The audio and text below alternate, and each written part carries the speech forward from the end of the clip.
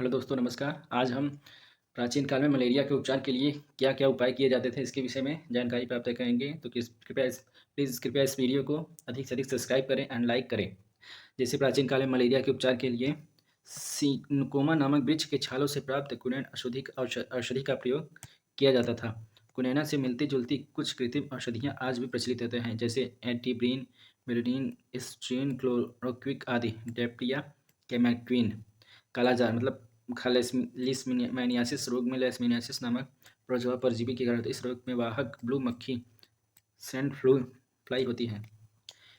इसे काट लेने से हमें निंद्रा रोग ट्रिप्सोना नामक एक कोशिकीय प्रोटोजोआ परजीवी से होता है। इसका वाहक सीसी मक्खी या खटमल होता है। इस रोग का से ग्रसित प्राणी के दिन में बेनींद बोझिल महसूस होता है। असुरक्षित पेयजल पीने तथा स्वच्छता में कमी के कारण विकासशील देशों में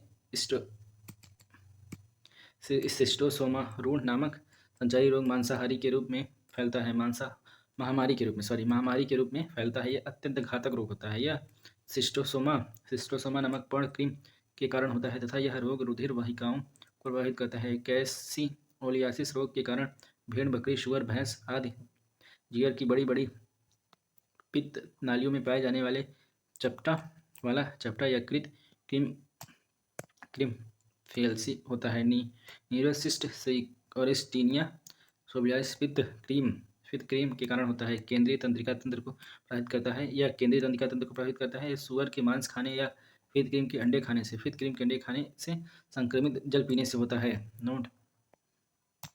नोट सिस्मोफैसिया टीनिस ग्रंथि संघ के अंतर्गत आते हैं।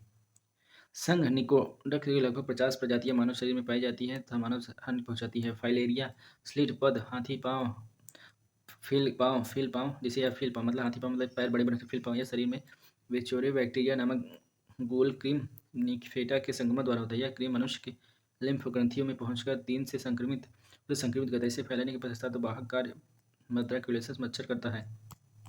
बच्चों में प्रायः स्कैरिस के संक्रमण से एफ्टीरियस नामक रोग होता है। इसलिए जो बच्चों संक्रमण से पोषण ठीक से नहीं होता तो उसे शरीर में मानसिक और विकास में ते हैं। आपके लिए कुछ प्रश्न होता है, जैसे क्वेश्चन है इसमें दिए गए हैं। इसमें असुरक्षित पेयजल, स्वच्छता की कमी के कारण विकास किसी में प्रचलित संचारी रोग, एड्स, मलेरिया, अवखाद, तीव्र प्रज्ञा गाउन मलेरिया के थी मलेरिया में। क्वेश्चन आंसर पे ध्यान करते हैं। जैसे मलेरिया के संबंध में कौन सा कथन सत्य है? मच्छर द्वारा फैलाई जाती है या दलदली क्षेत्रों में अधिकतर होती है। इसके इलाज के लिए ये क्लोरोक्विन का उपयोग किया जाता है। यह परजीवी कीट द्वारा पैदा की जाने वाली बीमारी होता है। तो इसमें डी ऑप्शन सही है, द्वारा फैलाने वाली बीमारी है। तो अगला टॉपिक होता है रंजहीनता, मतलब शरीर में कोई व्यक्ति में माता पिता जन्म से ही मिलते तो शरीर में कहीं कहीं सफेदी आ जाती है तो उसे रंगहीनता कहते हैं। एक फिलिजिन तत्व RS द्वारा विसंगति रोग मनुष्य में होने वाले कुछ महत्वपूर्ण जीन के व्यक्ति मतलब एक माता पिता से उनके माता पिता में, उनके माता पिता में जाती है। इसमें डाउन सिंड्रोम, टर्नर सिंड्रोम, ग्लाइकोफिड सिंड्रोम आदि मानव में गुणसूत्रों से संख्या में त्रुटियों को प्रदर्शित करती है। फेनिलल क्यूटाटेरिया एक प्रकार का वंशागत रोग होता है। इसे प्रभावित करने के लिए व्यक्ति के शरीर में फेनिलिन टायरोसिन नामक इम्यूनो अम्ल को बदलने के लिए एंजाइम की कमी से रुधिर फेनिलिक्स की वृद्धि हो जाती है। मुख्यतः तंत्र तक फेनिलिक्स जमाव बच्चों की अल्प बुद्धिता या मानसिकता ज़्यादा, मतलब इस बीमारी होने से बच्चों में अल्प बुद्धि मतलब उसकी दिमाग की क्षमता, सोचने की क्षमता कम होती है तथा ये मानसिक जड़ता को भी बढ़ाती है। एल्पिट्यूरिया एक वंशागत रोग होता है। एल्पिट्यूरिया एक वंशागत रोग होता है। इसमें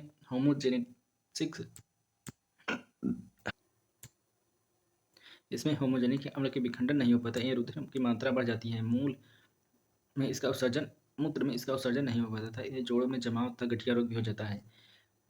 रंगहीनता ये एक वंशागत रोग होता है जिसमें एक फैमिली से दूसरे फैमिली में फैलता है। यह शरीर में मेलानिन पिगमेंट्स की अनुपस्थिति के कारण होता है। मेलानिन के उत्पादन में शामिल एंजाइम के अभाव या दोष के कारण त्वचा, बल, आंखों में रंग का अभाव हो जाता है। ये मेलानिन की पराबैंगनी किरणों से रक्षा करने में मदद करता है।